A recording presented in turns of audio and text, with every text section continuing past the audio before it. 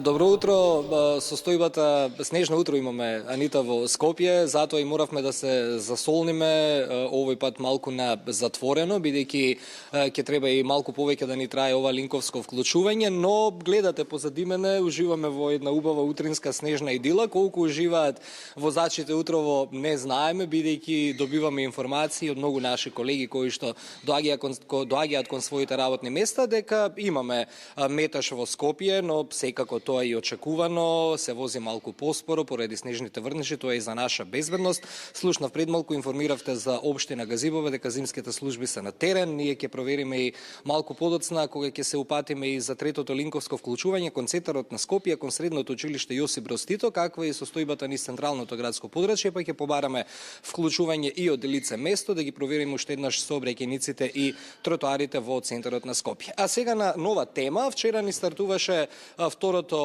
полугодие за психолошката подготовка за старт на второто полугодие на учениците до четврто одделение на помалите дечиња. Овој пат разговарам со психологот Ана Марија Павлова. Ана Марија, добро утро. Добро утро. Вчера ни започна второто полугодие, затоа сакав да ја отвориме оваа тема. Како учениците емоционално го доживуваат враќањето на училиште по распустот, по зимскиот распуст? Точно. Па вака, како и секој друг транзиционен период во нашите животи, така и ова е период на транзиција, каде што нели се менуваат навиките, од целосна слобода, од скоро цел месец распуст, се враќаат на училиште и ова е период на предизвик, каде што мора сега се вратат на место каде што ќе треба да дадат подолг фокус, каде што ќе мора да стануваат во одредено време, да се навикнуваат на новите наставници, на новите предмети, новите другарчиња, да речеме. Слушнав дека има и многу ученици кои што се враќаат од странство во Македонија, така да тие дополнително се справуваат со промените на целосно нов јазик, на новата средина, така да мораме да го сватиме овој период како транзиционен период кој што ќе бара некаков предизвик, не проблематичен во никој случај, но сепак период каде што полека ќе треба да се навикнуваат на новите почетоци, ајде да речеме. Тоа дополнително со себе може да донесе некаков стрес. Дури знаеме дека измешувањето со поголема група на луѓе може да донесе до ослабнување на имунолошкиот систем, на физичкото здравје да влијае, но дополнително и стресот може да донесе некоја анксиозност, некој стрес. Знаеме дека второто полугодие за многу ученици е и така да речеме по-битен момент, бидејќи многу од нив размислуваат каде ќе продолжат со школувањето, дали оценките им се добри.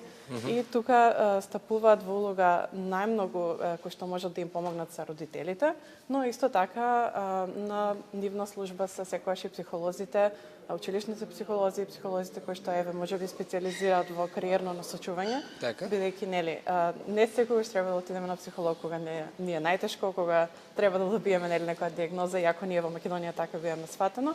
Туку и превентивно да се советуваме. Точно, да. Ако се соочуваме со некој предизвик, како што сега овој транзиционен период, или може би сакаат да разговараат за тоа кои се нивните опции за понатаму, за школување или работа, секако учениците можат да го сторат тоа. Да, ова е за најмногу и за полуматурантите и за матурантите, но ако зборуваме малку и за помалите дечиња, зошто и кај нив второто полугодие носи поголем притисок? Тоа и се чувствува. Дали е тоа поради потребата да се има подобри оценки, дали, ако ги споменеме помалите дечиња, притисокот кој што исто така го добиваат од дома, дека повеќе треба да учат од првото полугодие?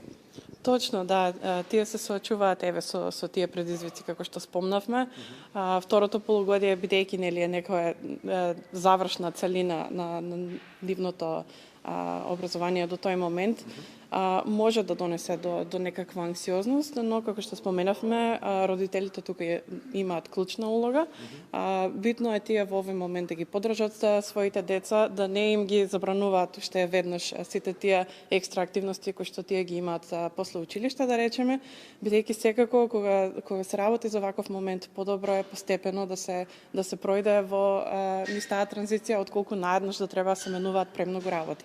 Исто така родителите се оние кои што сега можат да поттикнат разговор кај своите деца, да ги прашуваат како им поминал денот, зашто тоа имаат научено денес во училиште и така да го намалат тој стрес со кој што се соочуваат учениците.